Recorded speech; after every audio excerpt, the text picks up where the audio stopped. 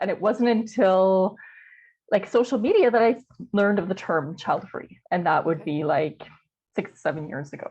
Right. And I went, oh, there are other people like me. There are other people that feel like they think like me. They love their animals. They have fur babies. They're, like I went, oh my God, there's a thing. It's a thing. But it was definitely like, I didn't feel, I lost friends who they ended up having kids and their focus is on their kid. Like, it's been a challenge to stay true to it and to like, I never, like, I knew my limits knew that I couldn't give birth and raise a child, but I was like, but now I'm lonely, right? Like, where are my people? Like, why am I the only one that came out of it thinking like, am I the only one that came out of it thinking, am I jumping off the cliff here? Like, like where's my tribe?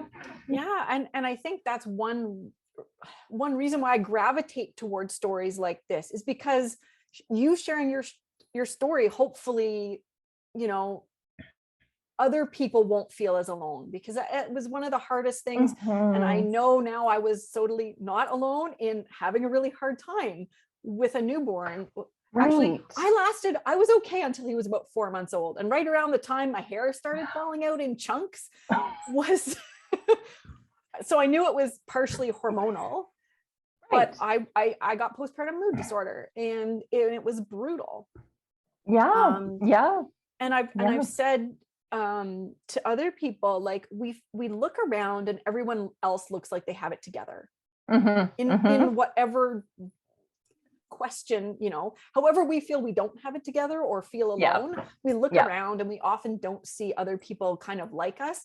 And I said, for somebody who is really struggling, the people who are out here that we can see are either hiding it, which a lot of we're taught to do, or they're like me and hiding back at home so no one can see me because I wasn't coping. Exactly.